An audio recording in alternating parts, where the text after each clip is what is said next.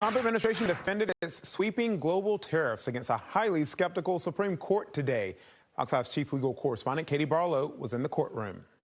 Sweeping tariffs may sound broad, but the Trump administration's decision to impose tariffs on nearly every country in the world, sometimes more than 100%, will affect how much you pay for nearly everything, from electronics to car parts to clothing. So today's decision will affect you. Now, there are two legalese terms you need to know to understand today's argument. The first is called the Major Questions Doctrine, and that just means when Congress gives some of its power to the president for actions on vast political and economic importance, Congress has to be super clear when doing so. The second, called the non-delegation doctrine, that just means Congress can't give up its own lawmaking or legislative authority to another branch of government.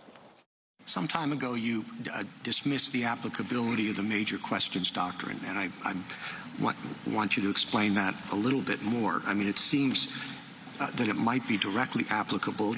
The justification is being used for a power to impose tariffs on any product from any country in any amount for any length of time. That seems like, I'm not suggesting it's not there, but it does seem like that's major authority, and the basis for the claim seems to be a misfit. That's Chief Justice John Roberts, a Bush appointee, suggesting that the law the Trump administration is relying on to impose these tariffs has never been used to justify tariffs. The International Emergency Economic Powers Act says the president can regulate importation and exportation when there is a national emergency. Trump says the United States trade deficits with other nations creates an economic emergency and a flood of fentanyl across the U.S. border. Challengers, including a group of states and an educational children's toy maker, argue that Congress did not give the president the power to impose a tariff. When the tariffs were announced and we didn't know what our costs would be, that caused us to really have to scramble to try to figure out how we could uphold our commitments to schools and to families who need our products.